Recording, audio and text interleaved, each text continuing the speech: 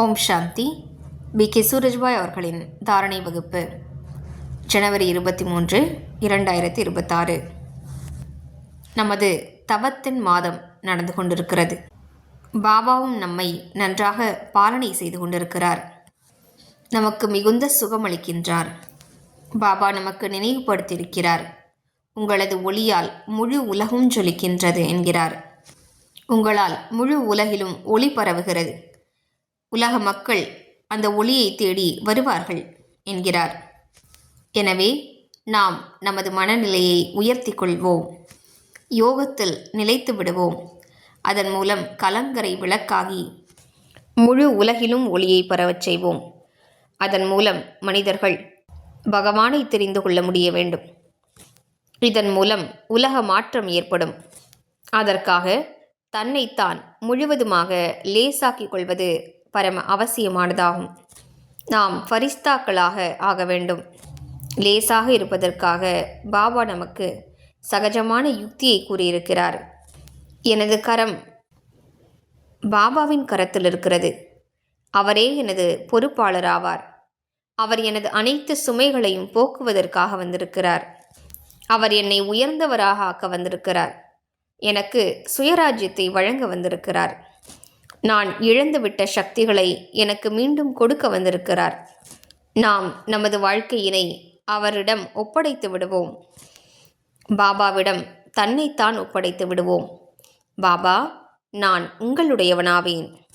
அனைத்தும் உங்களுடையதாகும். மனமும் உங்களுடையது, புத்தியும் உங்களுடையது. இதன் மூலம் மிகுந்த சுகம் கிடைக்கப்பெறும். ஒரு பலவீனமான மனிதர் சக்தி வாய்ந்த ஒருவரிடம் அடைக்கலம் அடைந்தால் அவர் மிகுந்த கவலையற்றவராக ஆகிவிடுகிறார் அல்லவா? அதுபோன்றே நாமும் பாபாவின் சரணத்தை நோக்கி செல்வோம். கவலையற்றவராக ஆகிவிடுவோம். பாபா, இந்த குடும்பம், குழந்தைகள் அனைவரும் உங்களுடையவர்கள். பொறுப்பும் உங்களுடையதே ஆகும்.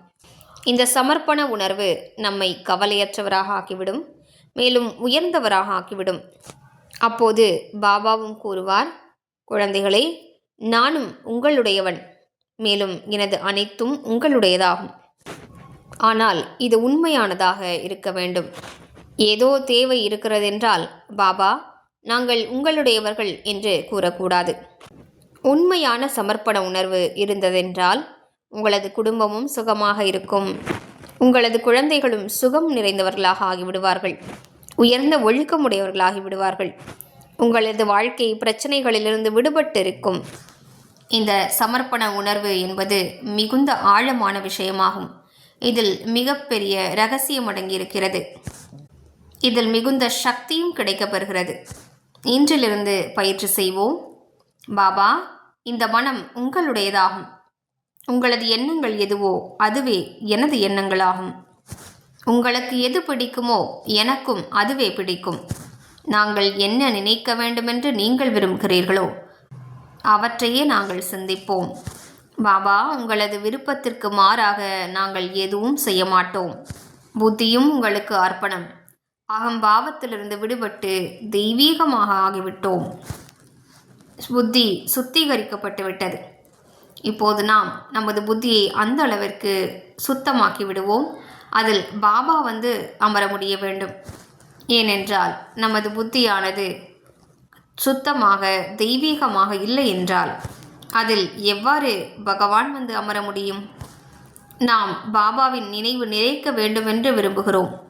ஆனால் புத்தியை வீணான விஷயங்களால் நிரப்பியிருப்போமானால், குப்பைகளால் நிரப்பியிருப்போமானால் பாபா நமது புத்தியில் வந்து அமரவே முடியாது.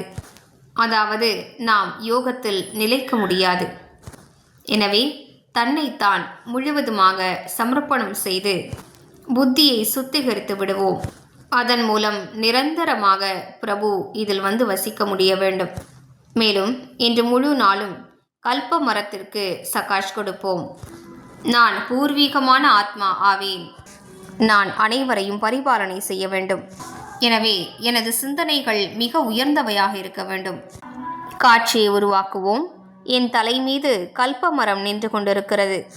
எனது மனநிலை, எனது தூய்மை தன்மை, எனது சக்திகள் ஆகியவற்றின் அதிர்வலைகள் முழு கல்ப மரத்திலும் பரவுகின்றன. பாபா எனது துணைவராக இருக்கின்றார். நாங்கள் இருவரும் முழு கல்ப மரத்திற்கும் தூய அதிர்வலைகளை பரவச் செய்து கொண்டிருக்கின்றோம். இவ்வாறு முழு நாளிலும் இடையிடையே பயிற்சி செய்து கொண்டிருப்போம். ஓம் சாந்தி.